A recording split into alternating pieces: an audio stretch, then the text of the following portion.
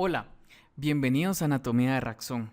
Hoy estudiaremos el corazón y la confusión que existe con sus válvulas, valvas o cúspides.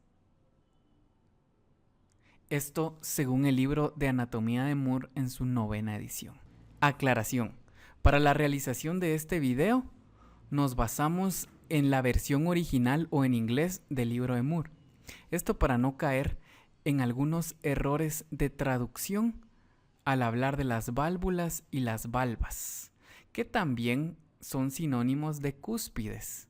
Por lo tanto, mi recomendación es que se basen en el idioma nativo para no confundirse. Por ello diremos que las válvulas tienen valvas o las válvulas tienen cúspides.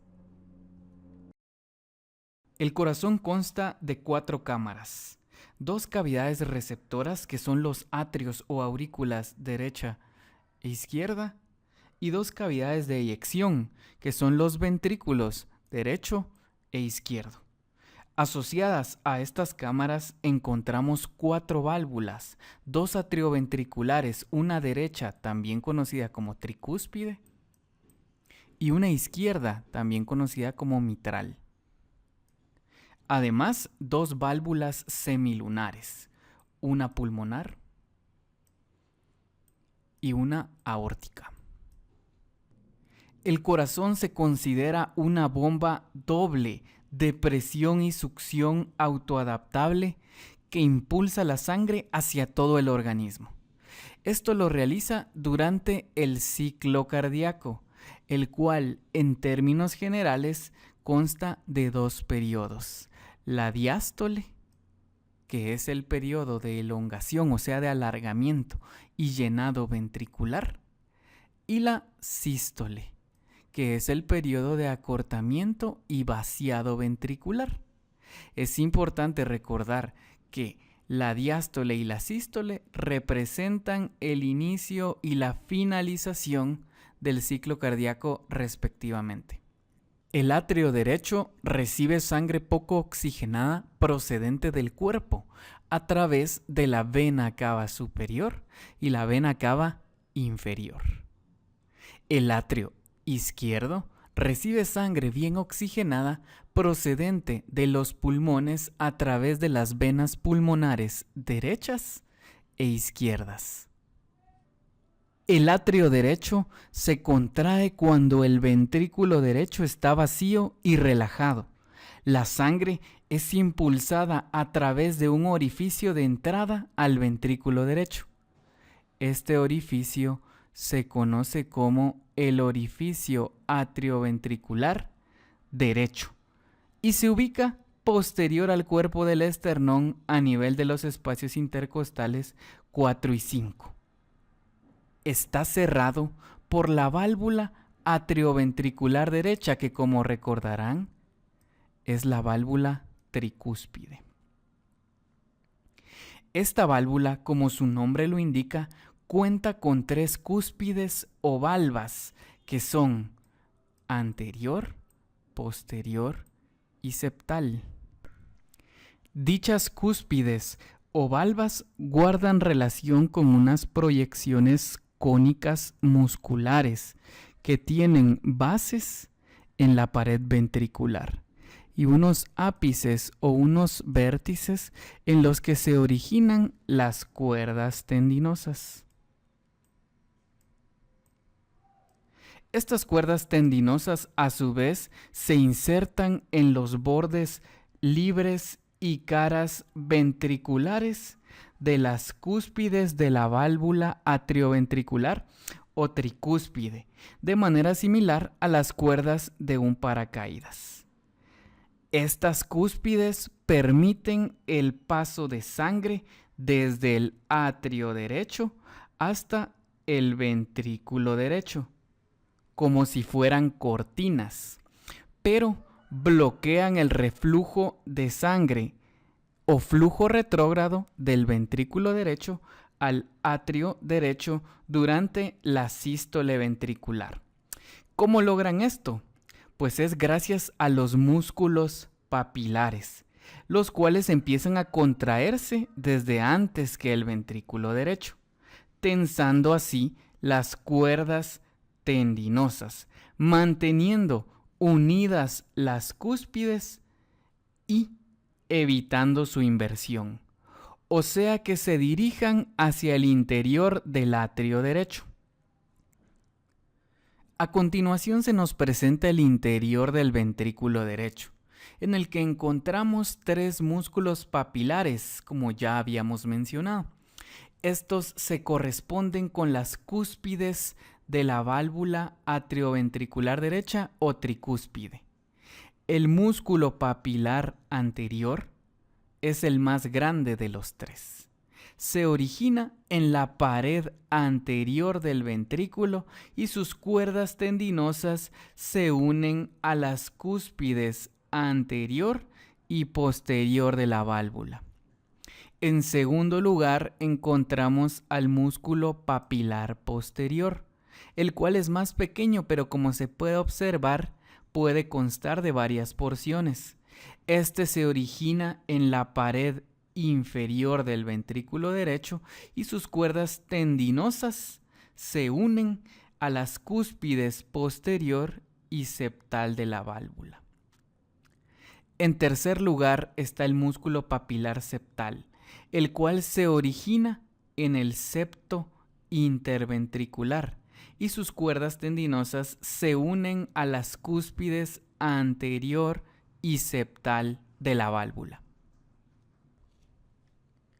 Entonces, el ventrículo derecho bombea la sangre, que recuerden es poco oxigenada, a través de su porción de salida, un estrechamiento ubicado superiormente que se conoce como cono arterioso, el cual conduce al tronco pulmonar. Pero, para llegar al tronco pulmonar, la sangre debe atravesar primero un orificio de salida, conocido como orificio pulmonar, el cual está cerrado por una válvula semilunar que, recuerden, es la válvula pulmonar. Esta válvula pulmonar se encuentra en el ápice del cono arterioso, a nivel del tercer cartílago costal izquierdo, y consta de 3 valvas o cúspides, que son una anterior, una derecha y una izquierda. Estas evitan que la sangre retorne hacia el ventrículo derecho. Sin embargo, es importante hacer la aclaración de que las válvulas semilunares no tienen cuerdas tendinosas que las sostengan, ya que su área es menor y la fuerza ejercida sobre ellas es menos de la mitad que la ejercida sobre las cúspides de las válvulas atrioventriculares derecha e izquierda, o sea, tricúspide y mitral respectivamente. En consecuencia, la sangre sigue un recorrido en forma de U a través del ventrículo derecho, cambiando de dirección unos 140 grados. Este cambio viene facilitado por un detalle anatómico que yo representaré aquí y que se conoce como cresta supraventricular.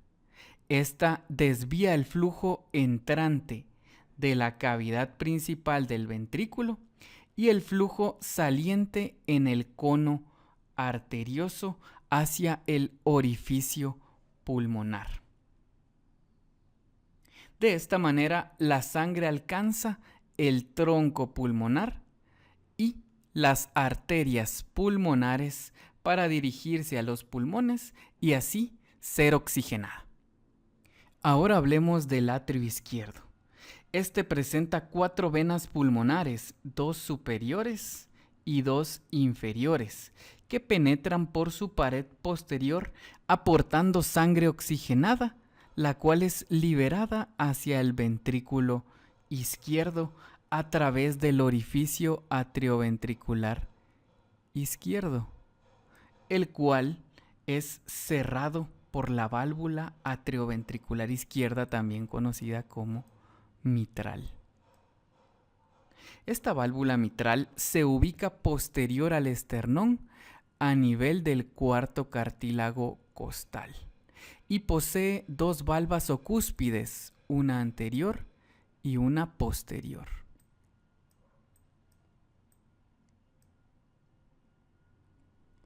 Las cúspides o valvas, mediante la acción de las cuerdas tendinosas, resisten la presión desarrollada durante las contracciones del ventrículo izquierdo, impidiendo el retorno sanguíneo. Las cuerdas tendinosas entonces se tensan justo antes e incluso durante la sístole, impidiendo que las cúspides anterior y posterior sean empujadas hacia el interior del atrio izquierdo. A medida que atraviesa el ventrículo izquierdo el torrente sanguíneo, experimenta dos giros en ángulo recto, cuyo resultado es un cambio de dirección de 180 grados. Esta inversión del flujo tiene lugar alrededor de la cúspide anterior de la válvula mitral. El ventrículo izquierdo tiene una porción de salida de pared lisa no muscular que se conoce como vestíbulo de la aorta. Este vestíbulo conduce hacia el orificio aórtico y hacia la válvula aórtica.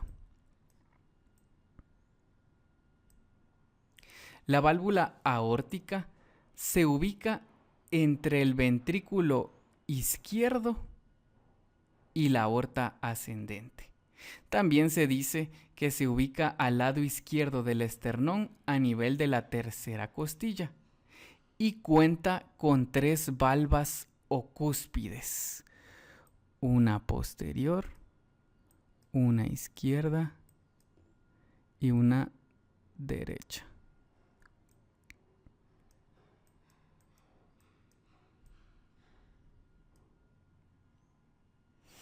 Es importante recordar que estas tres valvas o cúspides, al pertenecer a la válvula semilunar aórtica, no tienen cuerdas tendinosas. Así, el ventrículo izquierdo bombea la sangre oxigenada hacia la aorta para la distribución por todo el organismo. Habiendo comprendido todo lo anterior, siempre es interesante llevarlo a la práctica. Los ruidos cardíacos, los cuales podemos escucharlos durante la auscultación del corazón, se producen por el cierre súbito de las válvulas que hemos estudiado. El primer ruido cardíaco se debe al cierre de las válvulas atrioventriculares, que recuerden, son derecha e izquierda o tricúspide y mitral respectivamente. El segundo ruido se debe al cierre de las válvulas semilunares, que son la pulmonar y la aórtica. Gracias.